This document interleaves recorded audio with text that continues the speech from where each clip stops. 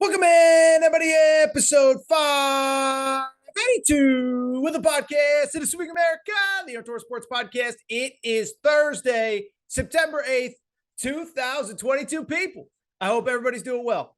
I hope everybody is having a great day. Most importantly, I hope you're ready for some NFL football. That is right. Here's the deal.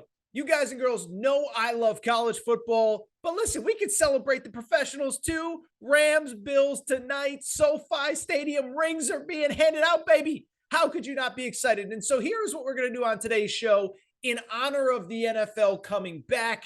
Look, obviously we don't talk a ton of NFL, especially this time of year, but why not? We went to 5 episodes a week for this exact reason, have a little bit more fun, breathe a little bit, discuss some things we normally wouldn't. And so today I am going to just give you some thoughts on the NFL season, 7 if you want to call them bold predictions, 7 just general takes, including my Super Bowl picks for the preseason. No big deal. I'm going to be 100% accurate on that. From there, we'll take a quick break. We will go back to the college game where Alabama and Texas play this weekend. I think we'll do kind of a first reaction to this game, kind of a deep dive. And then on Friday, we will obviously do our official picks for this one, as well as all the big games in college football.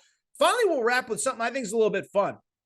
We found out late Tuesday that there will be an addition to the College GameDay set. That is right, Pat McAfee, former NFL player, podcaster extraordinaire, YouTube host extraordinaire, is joining College GameDay. And, you know, I got some thoughts on that. So fun show, a little bit of a quicker show, but we're going to have a blast here on the Aaron Torres Sports Podcast. Talk a little NFL, talk some Bama-Texas, talk Pat McAfee to College GameDay. Before we get started, a couple quick announcements. One, first of all, a few of you have reached out to me about some things since we've changed things up here on the Aaron Torres Sports Podcast. I mentioned it at the end of Wednesday's show.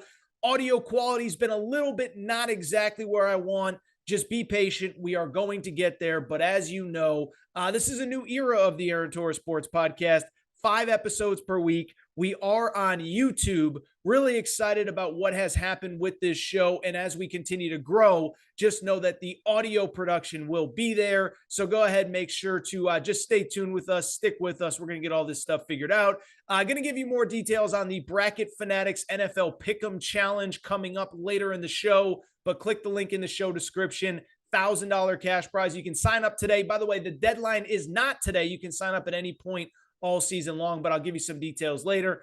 And finally, before we get to the meat of today's show, I want to do what I've done the last few episodes, which is welcome in our presenting sponsor. Could not be more excited to be working with Betfred Sportsbook, Betfred Sports, which is now the official presenting sponsor of the Aaron Torres Podcast and all things Aaron Torres Media.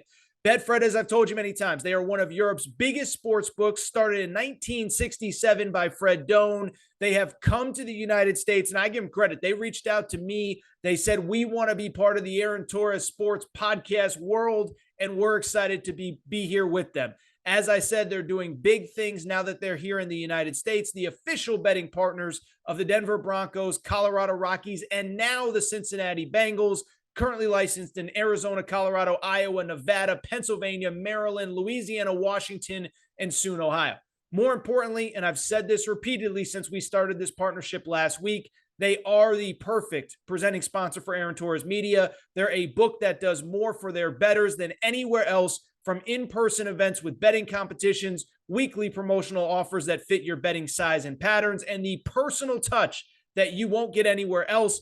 Betfred gives you more. Betfred bettors, when I say personal touch, when I say they do more, how about this? These are some of the things that Betfred has done for its bettors. Betfred bettors have thrown out the first pitch at Rockies games. They've tailgated with the team from Betfred before Broncos games.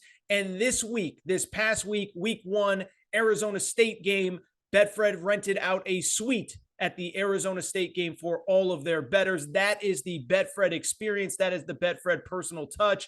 No one gives you more free bonuses than Betfred. The more you bet, the bigger the bonus. These are the things that Betfred does. Again, the perfect sports book for Aaron Torres Media and the Aaron Torres Podcast. Could not be more excited to be working with them.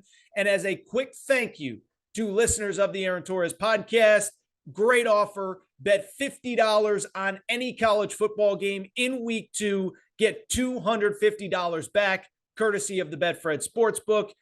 only for new signups in Colorado, Arizona, and Iowa, but a great, great, great offer courtesy of our friends at Betfred Sportsbook. So go ahead, check them out, betfredsports.com. Really happy to be working with the Betfred Sportsbook as the presenting sponsor of the Aaron Torres Sports Podcast. With that said, though, let's get to the topic of the day. And the topic of the day, listen, I love college football. You know that. I love college basketball. If there was something to be talking about college basketball related, I would. But today is a very special day because it doesn't matter if you're young or old, rich or poor, handsome or not handsome. You love NFL football, right? You know, male, female, we play fantasy, we gamble on it. And the NFL season kicks off tonight. Buffalo Bills at the Los Angeles Rams, SoFi Stadium, Super Bowl banner coming out, championships rings being handed out. Yet despite all of it, how about this? The Buffalo Bills, a 2.5-point favorite at SoFi Stadium. So it's going to be a fun game, 2.5-point favorite, the visitors, courtesy of the Betfred Sportsbook. So what I want to do on today's show, rather than, listen, I'm not going to do this is my pick for the AFC South. And this is my MVP pick. What I'm going to do instead, I do want to give you just a few storylines that I am keeping my eye on, a few predictions, if you will, to enter the season. As I said, I know I don't do a ton of NFL on this show, but let's be honest. You guys and girls know I host on Fox Sports Radio. I talk NFL every week. Like you, I love the NFL. I bet the NFL. I consume the NFL. Monday Night Football, Sunday Night Football, Thursday Night Football, tonight. And so what I want to do, I wrote down 7 bold predictions, if you will, for the NFL season. I want to get to them now. Number 1 on the NFL bold predictions, and this is my boldest one, the Kansas City Chiefs, who you may have heard of. I believe they will finish in last place in the AFC West and obviously miss the playoffs. Now, first of all, a couple things here that stand out. One, when I say they're going to finish in last place in the AFC West, keep in mind, somebody has to finish in last place, and that is the best division in football. Russell Wilson is now with the Denver Broncos. The Las Vegas Raiders obviously added Devontae Adams alongside Derek Carr, and the Los Angeles Chargers may have the most talented roster in the NFL, and that's outside of the Chiefs. So somebody has to finish in last place. But when I look at the Chiefs, I just look at a team that I do believe it is in play. Keep in mind, by the way, you can go 10-7 and finish in last place in that division. 9-8 and finish in that. You know, I'm not predicting the Chiefs to go 3-13, but I am predicting them to finish in last place, and let me explain why. First of all, Betfred has the over-under with Kansas City at 10.5, which means that they are not as in love with Kansas City as others. But when I look at Kansas City, a few things do stand out as to why I believe that they could potentially finish at the bottom of the standings in the AFC West.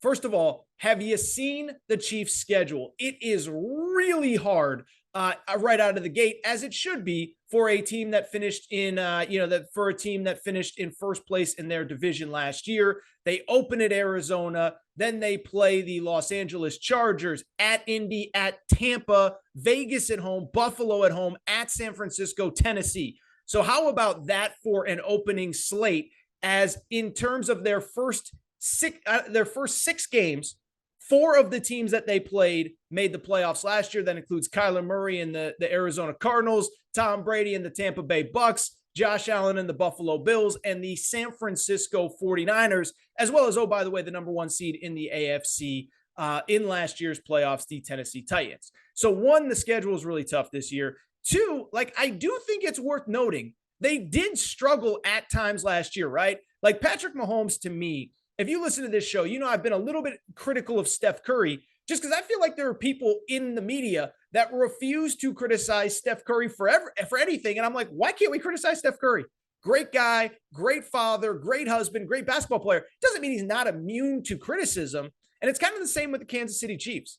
Kansas City really struggled last year right in the middle of the season, okay? So here was a stretch that they had from week 7 to week 11. Lost 27-3 to the Tennessee Titans. Beat the New York Giants 20-17. Beat the Green Bay Packers 13-7. Keep in mind, that was the game Aaron Rodgers missed because he tested positive for COVID. Beat the Vegas Raiders 41-14. Beat the Dallas Cowboys 19-9. Beat the Denver Broncos 22-9. And so while they won a bunch of games, it was really because of the defense, not because of the offense. Again, let me read those scores again. They scored 3 points, 20 points, 13 points, 41 points, 19 points, 22 points over a 6-week stretch. That's not the Patrick Mahomes that we know. And so I don't know why it's so hard to criticize him. This was also a team, by the way, that it's worth noting, and I know everybody knows this, but I'm going to say it again anyway. AFC Championship game, we all know the deal. At one point, they were up 21-3. They were up 21-10 going into the half and ended up scoring 3 points after halftime, lost the AFC Championship game at home. So I've never understood why we can't criticize Patrick Mahomes. And I'll take it a step further. I do think losing Tyreek Hill matters, right? And so it's interesting because, with the NFL, what I think is very interesting about the NFL is I think there's this trend now and this belief now that wide receivers are just totally interchangeable. Doesn't matter who they are. Doesn't matter what happened. AJ Brown wants money. You go ahead and trade him and you draft Treylon Burks. And I think that can be true for a lot of guys. I do think Tyreek Hill is the one exception though, right? You can find 6'3" guys that can run off the scrap heap in the first round of the NFL draft. You can't find guys that are 5'9" with world-class sprinter speed that literally race cheetahs for fun. Like that doesn't happen.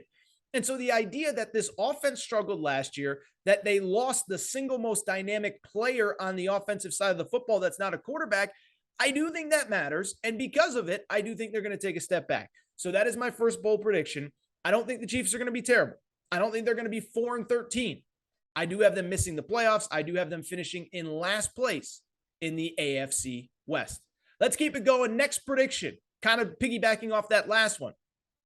I think the Miami Dolphins are going to be really good. Miami Dolphins over-under win total in the Betfred Sportsbook is 8.5. And I'll just be real. I like this team a lot. Let me explain why. First of all, better than you remember last year, okay? If you remember last year, they struggled early, but in the middle of the season, they got hot. They won 7 straight games overall in the middle of the year, 8 of their final 9. And that was really just, just beating the teams that they're supposed to. Well, coming into this year, a couple things stand out about the Dolphins. One, I think there's a lot of wins to be had in that division. The Patriots, we know what everybody's saying about Bill Belichick. We know what everyone's saying about Mac Jones and Matt Patricia calling plays. New York Jets probably going to struggle as well without Zach Wilson to start the year. So there's wins to be had in the division. But then on top of that, I just told you that I love Tyreek Hill. And so am I totally overreacting to the fact that Tyreek Hill is now with the Miami Dolphins? Yes, probably. But I did notice one interesting thing. The one time that Tyreek Hill and Tua played together in the preseason, it was freaking fireworks, okay? They played together one preseason game earlier this year. Tyreek Hill, how about this for a stat line? Tyreek Hill in that game had 2 catches for 64 yards, okay? 2 catches for 64 yards, meaning that 32 yards per play. And Tua, who, of course, everybody's kind of questioned his abilities, his downfield passing. How about this? He completed 19 yards per pass in that game in which he played with Tyreek Hill. And so I'm really excited to see these two together. And the one thing I'll say about Tua is this. I am a Tua guy. I do like Tua, but we're going to find out awfully quick this year if Tua is the guy or not. They have Tyreek Hill. They have Jalen Waddle. Everything is in position for Tua to have success. That is my second bold prediction. Kansas City misses the playoffs. The Miami Dolphins overachieve. Number 3, I do think there is one person who clearly has the most pressure on him this year. It is Los Angeles Chargers coach Brandon Staley. And let me explain why. Anybody who's listening to this podcast, and I think many of you probably know me from college basketball, anybody who's listening to this podcast knows I'm not a huge analytics guy, okay? And it's not to say I'm not old, get off my lawn, analytics stink, don't pay attention to them. But I think there is a time and place for analytics, but I also think that analytics can be a crutch for a lot of people. I say it all the time. Analytics are a part of the puzzle. They are not the entire puzzle. In college basketball, nothing drives me crazier than these coaches and these analytics gurus and can we just watch a game and break it down and not everything has to be about X's and not everything has to be about just pure numbers, right? Nate Oates is great with analytics. Nate Oates also has really good players and is a really smart X's and O's coach as well. And so I bring it up because I do not believe you should be universally beholden to analytics. And I believe that Brandon Staley is universally beholden to analytics. And when it goes really well, everybody loves you and you're a darling. And when it did not go well last year, for the most part, nobody saw it because the Chargers aren't on national TV 365 days a year. It's 18 weeks a year in the regular season, right? And so with analytics, what I believe is, again, they are a part of the puzzle and they should be used for incremental advantages, right? Like, I don't really criticize Lane Kiffin for using analytics in college football, because I do think Lane Kiffin knows my players aren't as good as Alabama's or LSU's or Texas A&M's. I have to have an edge anywhere I can. Well, Brandon Staley has arguably the most talented roster in the NFL. He has arguably the most talented quarterback in the NFL. And most importantly, he got embarrassed with the analytics in week 18 last year, the final game of the regular season. If you remember, they played the Chiefs on Sunday Night Football. Winner goes to the playoffs, loser goes home. There was a moment in time where they could have actually tied the game and both gone to the playoffs, and the Chargers ended up losing. And the Chargers ended up losing because Brandon Staley kept going to the analytics, trusting the analytics blindly, and it burned him. Was going for it deep in his own territory on like 4th and 9, and he's running the ball up the middle. You just can't do that. And at a certain point, yes, analytics are important, but you have to factor in the human emotion. Quick last little tangent on analytics. But I heard an interesting interview with Luke Fickell, the Cincinnati head football coach, earlier this year. And I know I'm going all over the place. But in it, he was asked about analytics. And he said, look, I think they're important. But I try to sit down with these guys and girls who do analytics, and they don't take the human element into it at all. He was saying how, he asked them about, well, how does it change if it's raining? Or how does it change if it's below 30 degrees or whatever? And the analytics people scoffed at him. Like, you go for it on 3rd and whatever every single time. Why would the weather matter? Why would, if you're down or up, and so I bring it up because Luke Fickell was like, look, I want to believe in the analytics, but there is a human element. And so I believe there is more pressure on Brandon Staley than anybody, because everybody knows how talented that roster is. And nobody's just going to blindly believe that the analytics told you. Like, he's going to get some tough questions this year if it doesn't work out. I believe Brandon Staley has the most pressure of anyone in the NFL this year. Let's keep it going. Next prediction, I'll try to make these quick. Kenny Pickett, who I've talked about, and Aaron Wright, Aaron Raw in the last couple weeks. I believe that he will be the Pittsburgh Steelers starter by week 7. Why week 7? A couple of things. One, he's just a better quarterback than Mitch Trubisky. You can argue with me on that. I don't think it's really debatable. 2, he was really good in the preseason. We talked about him on Aaron Right, Aaron Wrong. 13 of 15 in one game, 6 of 7 in the other game, 10 of 14, 4 touchdowns, no interceptions in those games. And 3, I get why he's not starting. Mike Tomlin, I believe, is just trying to be loyal to the veterans on his roster. They signed Mitch Trubisky in the offseason. They probably told him at some point that he was going to be the week 1 starter. Well, now you're in fall camp. Kenny Pickett was the better player, and I do believe they're eventually going to make the move. But if you look at the schedule, I mentioned after week 6, week 7, it really does soften up after that. Pittsburgh Steelers open against the Cincinnati Bengals. They play at Cleveland in week 2. They play Patriots in week 2. Criticize Bill Belichick all you want. He's great against young quarterbacks. They play at the Browns in week 3, at the Bills in week 5, and then the Tampa Bay Buccaneers in week 6. So you're talking about head-to-head with Joe Burrow against the Patriots, against the best coach defensively in the NFL, against the best defensive line in the Cleveland Browns, against the Buffalo Bills, against the Tampa Bay Bucks. My guess is after that, they give Kenny Pickett a chance. I don't think they want to rush him. My guess is Kenny Pickett is the Pittsburgh Steelers starter by week 7. Really quickly, number 5, Jimmy Garoppolo will be the starter by the end of the season in San Francisco. And this is one, if you guys and girls have ever heard me on Fox Sports Radio, I have been on this since the beginning. Sometimes I do believe in sports, there's this, something happens and a narrative takes shape and the narrative overtakes common sense. And then once the narrative starts, everyone just buys into it. And one thing that I have said from the beginning, I have not understood why it was just a foregone conclusion that you had to give the starting quarterback job to Trey Lance. And the people that would argue against you would tell you, well, he was the number 3 pick in the draft. You have to give him a shot. And I said, yeah, normally you do. Normally you give the young quarterback a shot for 2 reasons. 1, you're not very good. And 2, you don't have a better option. And what's interesting about the San Francisco deal is it's the exact opposite. They do have a better option. His name's Jimmy Garoppolo. He's won you an NFC championship game. He's taken you to 2 NFC championship games in 3 years. Trey Lance clearly isn't ready. But more importantly, this is why it doesn't make sense. San Francisco's Super Bowl window is right now. San Francisco's Super Bowl window is right now. This is not the New York Jets rushing out Zach Wilson because they know they're going to be bad and they just want to see if they got a guy. It's not Trevor Lawrence in Jacksonville. It's not Joe Burrow in Cincinnati a few years ago. San Francisco has a team built to win a Super Bowl right now.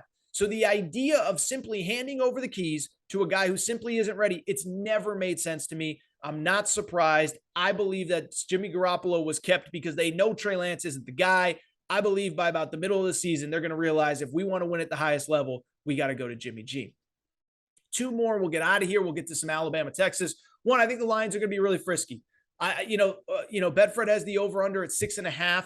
I don't know that I can predict 7 wins for the Detroit Lions, but what I will say, they're going to be really tough, right? And you go back to last year, final, 6 games of the regular season. They go 3-3. And I know Dan Campbell's kind of a pseudo punching bag lightning rod, but what I like about what Dan Campbell has done, if we all agree that that Jared Goff is not going to be the guy long-term for the Detroit Lions, then what's interesting to me, I think Dan Campbell's done an incredible job of building the infrastructure for the next guy, whoever it may be. They're going to draft a quarterback at some point. Maybe it's going to be Anthony Richardson from Florida, Bryce Young from Alabama, CJ Stroud from Ohio State. Whoever it is going to have a heck of a team around him. They're going to have Penei Sewell, the first-round pick 2 years ago at left tackle, really good. Jamison Williams, the wide receiver from Alabama, really good. Aiden Hutchinson, the defensive end from Michigan, really good. I really like what they're doing. More importantly, why I think they can overachieve. Have you seen the schedule? I've never seen anything like this. The Lions play 17 games this year like everybody else. Every single one is in the early time slot, the 10 o'clock time slot. The only early game they play is on the only game they play outside of the 1 p.m. Eastern, 10 a.m. Pacific time slot. They do kick off at 12:30 on Thanksgiving Day like they do every year. Other than that, they don't play any Monday night games. They don't play any Sunday night games. They don't play a Thursday night game. And they also don't play on the West Coast. All of their games are in the Eastern or Central time zones, 1 p.m. Eastern kickoff, limited travel. This team's going to be really good. Finally, I'd be remiss if I didn't do the nerdy thing and make a Super Bowl pick. And in one, I'll also make my preseason prediction for tonight. Again, with the Buffalo Bills being a 2.5-point favorite over the Los Angeles Rams in Los Angeles. My Super Bowl pick, and this is super boring, but drum roll, please. It is the Buffalo Bills, who are favored to not only win tonight, but favored to win the AFC at plus 350 against the same Los Angeles Rams that they're playing tonight. And so part of the reason I didn't make a prediction on tonight's game is because that is my Super Bowl prediction. And I know it's kind of square and I know it's kind of boring, but part of the reason that I'm making that prediction, it's kind of processed by elimination, right? When I look at the rest of the contenders, here's what I see. The Packers are a mess. Let's start with the NFC. Los Angeles Rams. Why do I like them? Well, it's because I really don't like anybody else. San Francisco is not starting their best quarterback, as we just talked about. Green Bay, Aaron Rodgers got his bag. I don't think he really cares about how good the team is. Let Devontae Adams walk like it was nothing. Tampa Bay is really interesting because Tom Brady, for whatever reason, this guy is just one distraction after the other, after he has been nothing but avoiding distractions for the first 22 years of his career. And so you look around the NFC, who else is there? New Orleans, Sean Payton's not the head coach anymore. Drew Brees is there. Atlanta's terrible. Carolina's not going to be good with Baker Mayfield. The Philadelphia Eagles, I'm sorry, it ain't happening. The Dallas Cowboys, sorry, it ain't happening. So I got the Rams out of the NFC. And then the AFC, I do think it's going to be tougher. But I told you I don't have the Chiefs making the playoffs. The Bengals, listen, Super Bowl hangover's real. Nobody gets back and nobody goes back and wins. The Los Angeles Chargers, I told you I don't trust Brandon Staley. And so by process of elimination, I have the Buffalo Bills, who obviously looked awesome in the AFC playoffs last year, losing that thriller to the Kansas City Chiefs. So those are my NFL bold takes. Promise to stick mostly to college football going forward, but had to get a few of them out there. And I will also mention this. I do like the Buffalo Bills to win the Super Bowl. I like the Buffalo Bills to win tonight. We'll say 31-27, officially covering that spread. All right, I think that's it for this segment of the Aaron Torres Sports Podcast. This is what I want to do. Take a quick break, come back, and we will get back to our bread and butter college football. I want to start with a quick preview of the Alabama-Texas game, really start to look ahead to that one. Is there any chance? What does Texas have to do to keep things close? Going to take a quick break. I'll be right back. All right, we're going to get back to the show in a minute, but before we do, NFL season is here. And if you may remember, all right, we're going to get back to the show in a minute, but before we do, NFL season is just around the corner. And wouldn't it be nice to join a pool with your buddies and have those all-important bragging rights while making a little bit of cash? Can't think of anything better in my opinion, but that's just me. Listen, here's the deal. You may remember I used and promoted BracketFanatics.com for March Madness. We did the Aaron Torres podcast Bracket Fanatics Challenge. I gave out cash, and I am back because Bracket Fanatics is now supporting the NFL regular season and playoffs and tournament format. We have ourselves an Aaron Torres pod Bracket Challenge NFL Pick'em. All you have to do, it's pretty straightforward. It's not complicated, very simple. Go to BracketFanatics.com, click the Join the Bracket tab, and you join the bracket Torres. That is the code of the bracket that you're going to want to enter, code Torres, okay? Once there, it's completely free to enter. All you have to do, pick winners of every single game on the NFL slate. So week one obviously starts with Rams versus Bills. You pick that one. Nothing against the spread. Just pick winners and losers for all 16 teams.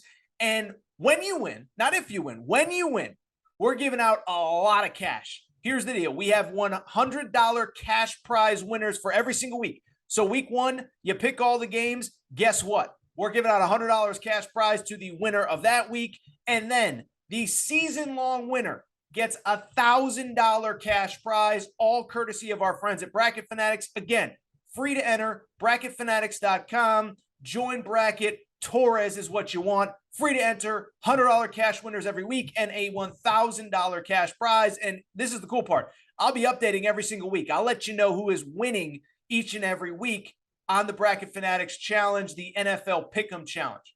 Now, keep in mind also, this is important. If you are interested in starting or joining a bracket yourself, you can do that as well. With Bracket Fanatics, you can determine the pool fees and payouts. You can have Bracket Fanatics collect and distribute pool entry fees and payout funds, or you or players in your bracket can collect funds yourself. Most importantly, by the way, if you want to make it free, like the Aaron Torres Pod NFL Pick'em Challenge, you could do that as well. But wait, there's another added bonus. Besides tracking wins and payouts for every player, Bracket Fanatics allows you to send or receive bets on any game with any player in your bracket using Bracket Bucks. While fantasy football is fun, it does require a lot of time. We all know that. And only a few players collect a payout. With Bracket Fanatics, you can invite your friends and you who want the social networking experience and send a little smack talk along the way while having an opportunity to win each week this season. NFL Pick'em Challenge, Torres Pod. Link is going to be in the show description, but go to bracketfanatics.com, join Bracket, code Torres, free to enter, $100 cash prize, $1,000 cash prize each and every week. All right, everybody. I am back. Good to be back. Good to be back. Fun NFL segment to open the show.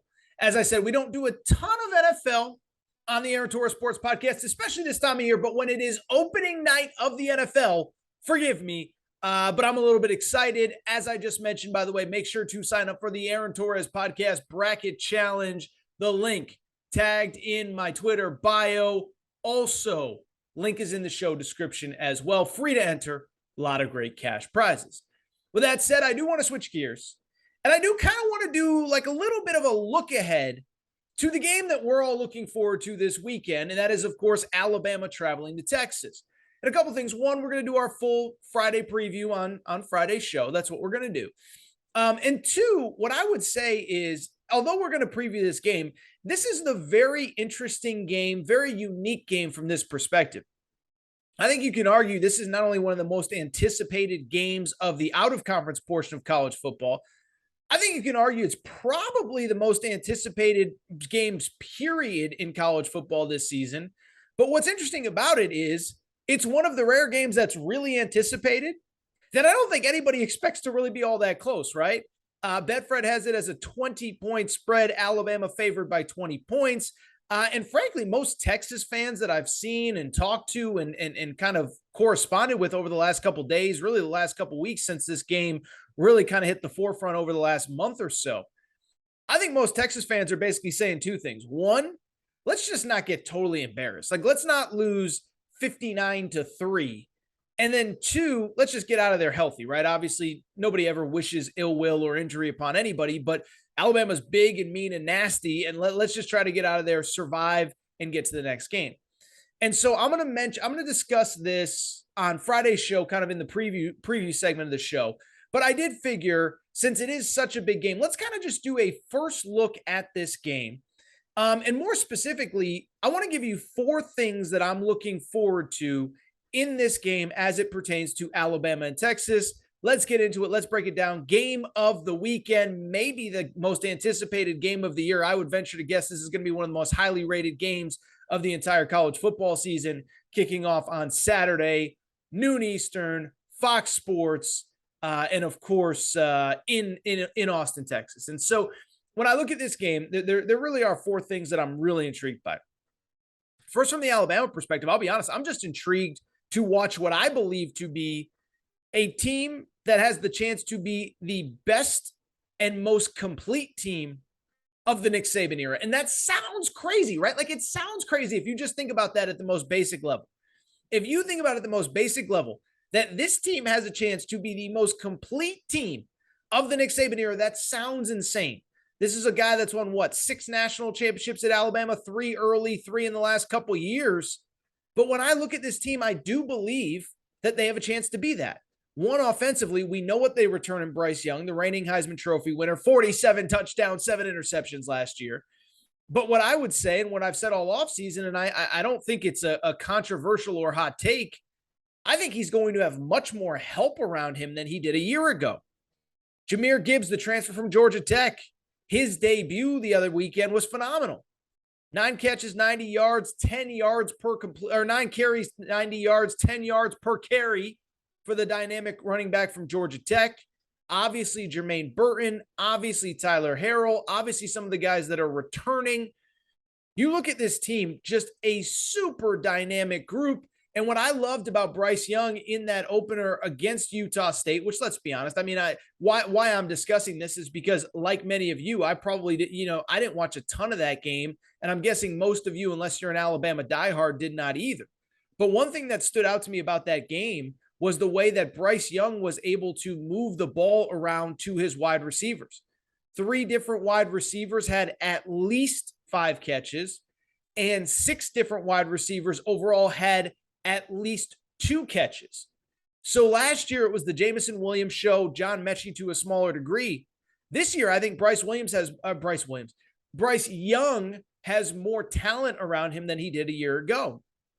Beyond that, I'll say this. The combination of offense with defense, I don't know that we've ever seen this in the Nick Saban era, right? Because early in the Nick Saban era, of course, never forget, they were a defensive-focused team, and they were great on defense. Different sport, different era, before offenses evolved the way that they have over the last probably 7 or 8 years. But over the last couple of years, as Alabama has advanced offensively with Tua and Jerry Jeudy and Calvin Ridley, Devontae Smith, I don't know that they've ever had a defense as dominant as this one has the chance to be. First off, you go back to last year. I think people forget this. Alabama ranked 7th nationally in total defense. Now, everybody forgets it because Georgia was historically great. Georgia won a national championship. And when you think about Alabama last year, you think about Bryce Young, you don't think about the defense. And so I don't think people realize how good this defense was and how this defense has a chance to be elite. Like Georgia, like Clemson, those are the top 3 defenses there. And so I'm curious, first and foremost, just to see this team on the field, because I think they have a chance to be special. Secondly, what I would say, what I'm most looking forward to is, how does Steve Sarkisian counter this? As I said, a 20-point underdog, but more specifically, I'm just curious to see Quinn Ewers, right? I mean, I was thinking about this as I prep for the show. Has any guy, I don't know if any guy, seriously, and I'm being serious when I say this, Has any player in recent college football history ever been talked about more before playing a single meaningful snap than Quinn Ewers? That's not a criticism. That's not a knock. That's not a judgment. It's just a fact. Think about it. Number one high school player in America commits to Texas. He's the Texas kid. He's going to stay home. He's going to play for Tom Herman. It's going to be incredible. Then Texas struggles. Then he decommits, commits to Ohio State. Okay, we think the story's done there. Oh, no, wait a second. He's going to reclassify in August to take advantage of NIL money. He makes a killing in NIL. Then he realizes, oh, there's a pretty good guy in front of me named CJ Stroud, decides to transfer back to Texas, commits to Texas, and has largely become the face of the program outside of Steve Sarkisian since he actually committed. And so that's not a good thing. That's not a bad thing. That's just the reality. Big name, big talent, unique look with the mullet. And I'm just fascinated to see what he looks like, right? Because for all the criticism, for all the knocks, for all the, all he cares about is NIL. I mean, let's keep in mind, he was the number one high school player in the class of 2022, reclassified, and the experts actually ranked him ahead of Caleb Williams as the number one quarterback in the class of 2021. On top of that, he's one of the only quarterbacks ever to be ranked with a perfect score in the 24/7 sports rankings. I don't remember all of them. I know that Vince Young was one of them. Caleb Williams might have been one for all I remember. I can't remember all the details. But very rarely does 24/7 sports give out a perfect grade on a quarterback, and Quinn Ewers is it. And so I'm just excited to see him, to see what they have, to see what he's capable of, again, in his first meaningful snaps in a long time. And I think it's worth noting, and I might have mentioned it on one of the preseason shows, but this was a guy, not only did he not play last year at Ohio State, he was banged up during his what was his junior year, what ultimately ended up being his last year of college, of high school football in 2021. Now, injuries aren't his fault. I'm not blaming him, but I just want to see what he looks like. And what I will say, while there have been some injuries, he's got a lot of talent around him, okay? So first game they play Louisiana Monroe. We're not going to take too much out of that. Louisiana Monroe, for people who forget, coached by, how about this, Terry Bowden. But to his credit, Quinn Ewers looked good. 16 of 24, 225 yards, 2 touchdowns. Big win, 52 points total. And like Bryce Young, passed the ball around, got the ball to a lot of different players. Jatavian Sanders, 6 catches as a tight end. Bijan Robinson out of the backfield, 3 catches. Jordan Whittington, 3 catches. It's interesting. I heard Steve Sarkisian say this during the offseason. You guys in the media are focused on the freshmen and the transfers. We got Jordan Whittington back from injury. We think he can be a star for us. How about the fact that Xavier Worthy, who was the Big 12 freshman of the year offensively last year, just 2 catches. So Texas has certainly dealt with some injuries, but they got dudes. And I'm not saying they win on Saturday night. That's not what I'm saying at all. What I am saying is I'm just curious to see Quinn Ewers. Finally, what I would say in terms of things that I'm most intrigued by, I'm just genuinely interested in how each team looks and how each team responds. Starting with Alabama, I'll say this. I've said it all offseason. Alabama, to me, is one of the most fascinating teams in college football, not because they're Alabama, but it's because for years, there have been plenty of years during the Nick Saban era where Alabama has come into a season with the best team in college football. Very rarely, though, have they come into a season with the best team in college football and a legitimate chip on their shoulder. 2 biggest games last year, well, 2 out of 3 if you include the SEC championship game. Lose at Texas A&M, lose to Georgia in the title game. Now, they did beat Georgia in the SEC championship game, but in the rematch, the one that mattered the most, Georgia got them. Alabama wasn't 100%. No Jamison Williams, no John Mechie, some injuries along the offensive line, some injuries in the defensive backfield. So Alabama's been spending all offseason with a major chip on their shoulder, and I'm curious to see how they respond. Alabama generally in early season games comes out focused, locked in, and now they have a chip on their shoulder. It's going to be fascinating to watch. And then from the Texas perspective, I think it's the same thing, only the exact opposite, which doesn't make sense, but bear with me here, is when I look at the situation at Texas, what stands out to me is really how do they respond to adversity, right? Because we know Alabama's the better team. As I said, even Texas fans think that Alabama is going to win this game. But what happens if Alabama takes the opening kickoff for a touchdown? What happens if Quinn Ewers throws a pick six? What happens if there's a fumble recovery for a touchdown? What happens if Bryce Young throws a deep pass on the first series of the game for a touchdown? How does Texas respond? Because for a decade plus now, this has been a team that every time adversity hits, they fold. And that was certainly the case last year. You don't need me to tell you. 5-7 overall, not ideal. But then beyond 5-7, 5-game losing streak, you lose to Kansas. Everything that could go wrong does. They do bounce back nicely with a season-ending win against Kansas State. But this is a program that for a decade has not dealt with adversity. And I can guarantee you there's going to be adversity against Alabama. Now, the good thing for Texas is the schedule after this week is manageable. They do play Texas San Antonio. Now, I'll say this. Texas San Antonio, they did lose their opener last week to Houston in a thriller. But Texas San Antonio was a good football team last year. Texas San Antonio, with Jeff Traylor as their head coach, Texas San Antonio, who they play next week, went 12-2 last year. And so I only bring it up to say Texas is going to deal with some adversity in this game, and they're going to deal with some adversity after the game. But I'm mostly focused on what happens during this one. How do they respond? Do they battle till the end? Because the one thing that we've known about Texas for years, athletically, they're one of those school bus teams. They get off the school bus, they look awesome. Then adversity hits, then things get tough, and they fold. I am fascinated to watch this game, and I'll tell you what, one, cannot wait, but two, more importantly, we're going to have much, much, much more on this game on Friday's show as we preview the Week 2 slate. And I do want to wrap with, frankly, a story that I think, this is why I'm really excited to go to the 5 days a week schedule here on the Aaron Torres Sports Podcast. Previously, there had just been stories that, especially during football season, would just fall through the cracks if we were not doing a show every day. And so a huge topic, really, I think, in the kind of college football metaverse, the world of college football for the people who love it, is what is kind of the future of College Game Day, and specifically, what happens with probably the most popular segment on the show, the headgear segment, when Lee Corso retires. For years, this has been a conversation in college football, right? Who is going to eventually replace Lee Corso on the set of College Game Day? At one point, we thought it was going to be Les Miles.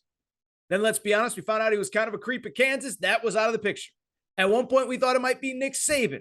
Well, Nick Saban's going to coach till he's 90 and win national championships every single year or every other year along the way. And more recently, I think Coach O has been a legitimate candidate, but there has also been another candidate that's a little bit off the beaten path, but one that I think has really picked up steam here over the last 4 or 5 years.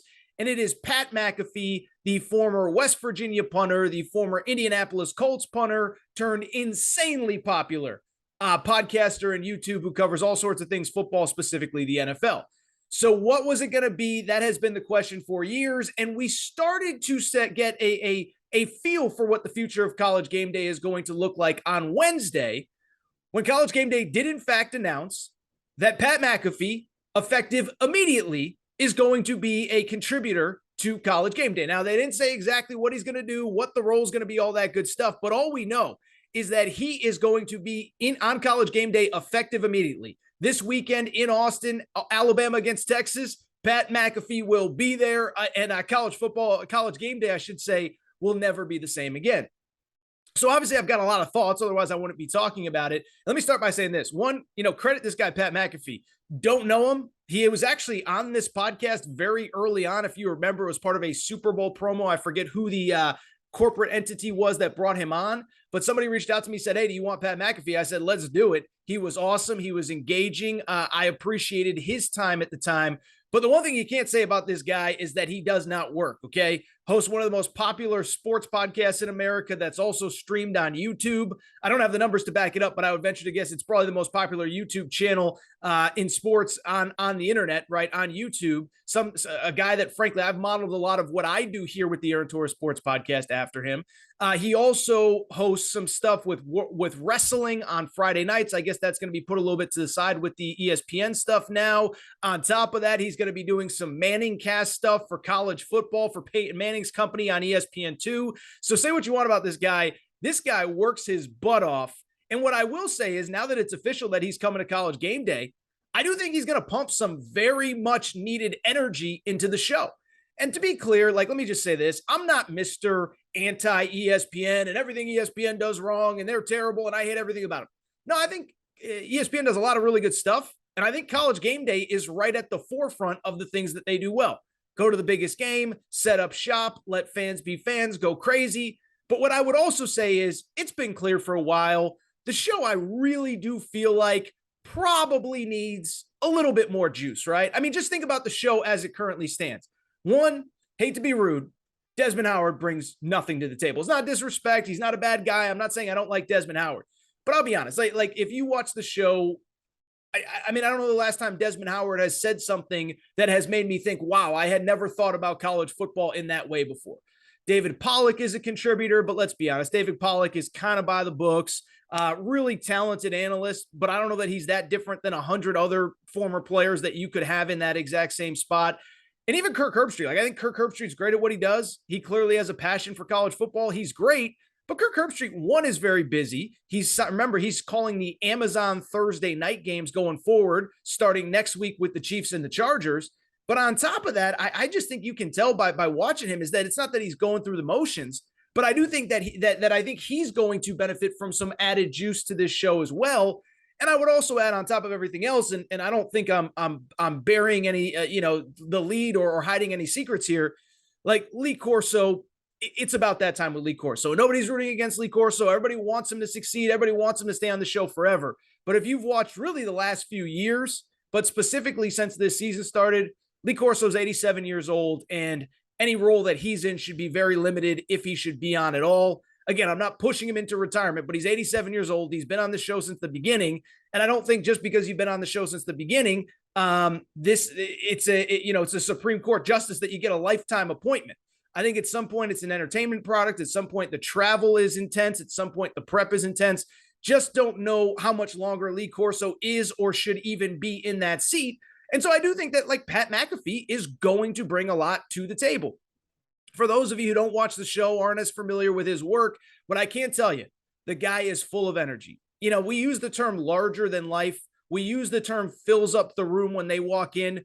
Pat McAfee is that dude. Again, I don't know him well, but it's hard not to watch him do what he does on his YouTube show, on his podcast, on ESPN, on WWE, on whatever, and not see that this guy is fun, he's engaging, he's personable, and I think he's going to add a lot to the show. Now, I should mention, quick aside, I would have liked to see maybe Pat McAfee get integrated with Coach O. I'll be honest, if I had the choice, I would have added Coach O. If there was only one guy I could add to the existing show, it would have been Coach O for a lot of the same reasons as Pat McAfee, okay? Coach O, I don't know what he's like behind the scenes. Obviously, some reports came out after his time at LSU, but in front of the camera, he's great. The Go Tigers, all that stuff, engaging, personable, fun. And I think more importantly, he's got a ton of credibility. He's coached against and beat Nick Saban. He's coached against and beat Jimbo Fisher. He's coached in the Swamp and won, or he's at least beaten Florida. I don't know if he ever won in the Swamp. He's beaten Dabo Swinney head to head. He's beaten Lane Kiffin head to head. And so when I look at the whole situation with Game Day, I would have loved to add Coach O. But if you're not going to add Coach O and maybe just doesn't want to do it, I do think McAfee was the guy, and I do think he's going to be good. Finally, I'd wrap by just saying, I do worry a little bit about one element with McAfee. And what I will say is a couple things. One, it's going to sound like I'm hating or I'm criticizing, but I'm not. Just to be clear, I generally don't get jealous of people in my business. I've been fortunate enough to be able to do what I do for a long time. And I want other people in my business to succeed, right? It's pretty simple economics. The more people that get great jobs in my business that pay well, the better it is for me because it means people care about my business. If I was a TV repairman or something in a world where people don't get their TVs repaired, I might be a little jealous of the competition. I'm not jealous of Pat McAfee, but what I would say is, and this is my one concern, and generally just I'm curious how they use Pat McAfee in general. It sounds crazy, but my kind of quick thought on it is it possible that Pat McAfee maybe has too much energy for College Game Day, too much energy for the show itself? And what I mean by that is a few things. One, College Game Day is one of the few sports shows, if you think about it, it's not really about the host, right? Like First Take's about the host. Colin Cowherd's about the host. The Pat McAfee show is about the host. Colin Cowherd, I think I just said, the Aaron Torres podcast, I hope, is about the host. College Game Day is about celebrating college football, celebrating fans, the fans behind you, the crazy signs, the rivalries, everything that makes college football great. And so when I look at Pat McAfee, if you've ever seen him on TV, the guy is a nut in the best way possible. But is he so over the top that he does take away a little bit from it? I know he's appeared on College Game Day at least once. It was at Baylor, and he actually dove literally into the river in the middle of a segment. There's a river right next to the stadium at Baylor. And I do wonder, like, is the energy going to overshadow the show itself? And it was funny because I was thinking about this even as I was recording the show, is I do think if you're a guy, I can't speak for the ladies that are listening. If you're a guy, though, I think it's pretty relatable, right? We've all been on bachelor parties. We've all been on guys' trips. Everybody's having a good time. Then that one guy shows up a little bit late and he wants to get the party started. And he comes in yelling and screaming and let's take shots and let's go to the strip club at 10 a.m. And you're like, dude, it's early. I'm kind of nursing this hangover. I'm going to have this beer by the pool. We'll do the strip club a little bit later. And I do wonder if Pat McAfee has a little bit too much of that energy. And again, does it take away from the parts of the show that we like? The fans, Kirk Herbstreit's analysis, if there's a celebrity pick or whatever. And what I would just say is, in general, I'm just curious how they use them. I'm curious how they use them. And I do think it's kind of interesting that this seems to have essentially come, I don't want to say out of nowhere, but kind of was thrown together, kind of at the last minute, right? And so I think it's going to take time to figure out how he fits, what his strengths are, what his weaknesses are. I don't know that he's the guy that you want on set for 3 hours besides Kirk Herbstreit, but I do think he'll be really good on the show. I do think it'll be really entertaining. And I'll say this, I'm genuinely excited to watch College Game Day this weekend from Austin. Now, as I said, I'm a guy that generally does watch the show as is. I'm not Mr. Anti-ESPN and this is terrible and that's terrible and this and that, but curious to see how he's used. I certainly think if this is it for Lee Corso, Pat McAfee, that energy is perfect for the headset pick or the headgear pick, I guess it would be called. But I'll be curious to see how he's used. But interesting day for College Game Day and genuinely curious to see Pat McAfee on the show. All right, that's it. I think that's it for this episode of the Aaron Torres Sports Podcast. Before we get out of here, a couple things, as I mentioned off the top. One, we're working on the sound. I don't think it sounds terrible, but I do think it could sound better. Have had a few of you reach out to me. We are going to get that fixed here. Please be patient. Please keep downloading the show. Please keep sharing with your friends. It's all going to get figured out. Secondly, thank you again to our partners, our presenting sponsor, Betfred Sportsbook. Again, new users in Arizona, Colorado, Iowa, bet $50 on any game, get $250 free courtesy of Betfred. And as I said, all season long, we're going to be doing really cool stuff with them. And then finally, link is in the show description. Bracket Fanatics, sign up for the Aaron Torres Pod Pick'em Challenge, $1,000 cash prize for the season-long winner, $100 cash prizes every week. It's completely free to sign up. You're going to want to sign up. So that is all for today's show. I want to thank you guys and girls for listening. If you're not subscribed, please make sure to do so. Apple, Spotify, Amazon Music, Google Music, wherever you listen to podcasts, make sure that you are subscribed to the Aaron Torres Sports Podcast. Also, make sure to rate and review the show. Go ahead, give us a quick 5 stars. Let us know what you like, what you don't like, all that good stuff. Make sure you're following on social media at Aaron_Torres on Twitter, at Aaron Torres Pod on Instagram, Aaron Torres Podcast Questions at gmail.com, Aaron Torres Podcast Questions at gmail.com. That is all for today's show. I will be back on Friday. Normal Friday show. We'll have our college football picks. We'll do where Aaron was right, where Aaron was wrong. And trust me, I've been wrong about plenty over these last couple weeks. We'll be back on Friday. New episode of the Aaron Torres Sports Podcast. Oh, by the way, shout out to Torrin Craig. Shout out to Rachel who hates my voice. Shout out to JJ Redick, you F-head. Unblock me. All right, I'll be back for real on Friday.